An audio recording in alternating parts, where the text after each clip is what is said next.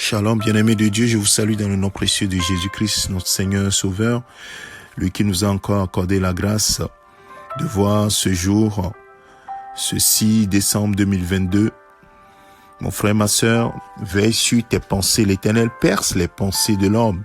Il connaît les pensées avant même que nous les exposions. Bien-aimé, c'est pourquoi tu dois veiller sur tes pensées. Tes pensées sont sur quoi? Sur quoi médites-tu? L'apôtre Paul donne ce conseil à l'église de Philippe, dans Philippiens chapitre 4, le verset 8. Je vais lire de la version seconde 21, il dit, enfin, frères et sœurs, portez vos pensées sur tout ce qui est vrai, tout ce qui est honorable, tout ce qui est juste, tout ce qui est pur, tout ce qui est digne d'être aimé, tout ce qui mérite l'approbation, ce qui est synonyme de qualité morale et ce qui est digne de louange. Oui, c'est ça que nous devons faire, ce qui est digne de louange. Si les pensées cachées que nous avons devaient être exposées, est-ce que nous serons à l'aise? Est-ce que cela sera approuvé? Est-ce que cela sera digne? Est-ce que nos pensées seront synonymes de la qualité morale et dignes de louange? Est-ce que nos pensées sont pures, justes, honorables, vraies?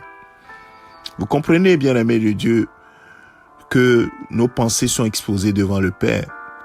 Et si nous remplissons nos pensées des choses qui ne glorifient pas Christ, nous sommes en train de faire quelque chose de mauvais. Et c'est ce que Salomon a donné comme conseil à son fils.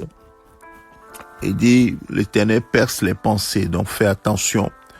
Marche devant lui avec un cœur bien disposé et serre-le avec amour, avec un cœur bien disposé.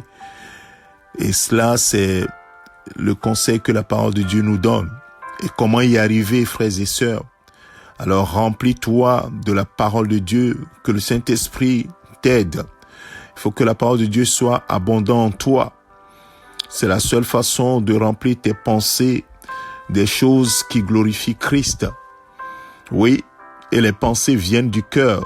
Le Seigneur Jésus-Christ va le dire dans Matthieu, dans l'évangile selon Matthieu, que les mauvaises pensées viennent du cœur. Elles viennent du cœur. Donc, par conséquent, c'est au niveau du cœur que le problème va se poser. Alors, qu'est-ce qu'il faut faire? Dans Proverbe chapitre 4, verset 23, la parole de Dieu nous dit, garde ton cœur plus que tout ce qu'on peut garder, car c'est de lui que viennent les sources de la vie. Donc, tu comprends que pour garder ton cœur, c'est la parole de Dieu qui est vraiment le garant. La parole de Dieu, c'est la lampe qui éclaire notre chemin.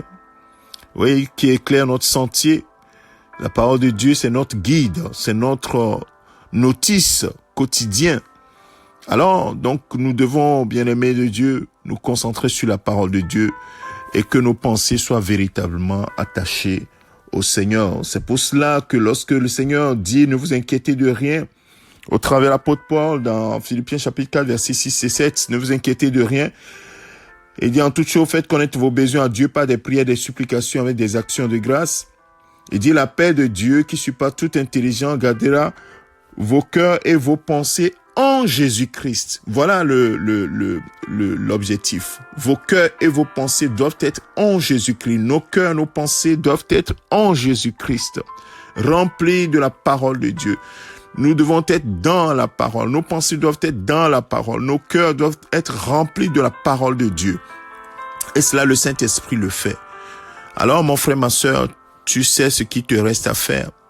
C'est de la connaître, la parole. C'est de la lire, de la méditer.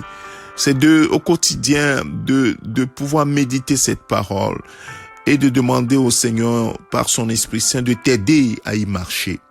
Ainsi, la parole de Dieu remplira ton cœur. Dans le moment difficile, cette parole sortira pour te réconforter et non des mauvaises pensées, les mauvaises paroles, les choses qui ne sont pas bonnes à dire vont sortir de ton cœur, de tes pensées et tu vas les exprimer. Alors que si la pensée de Dieu, la parole de Dieu remplit ton cœur, alors de bonnes choses sortiront ou tes pensées seront encore sur Christ, sur sa parole.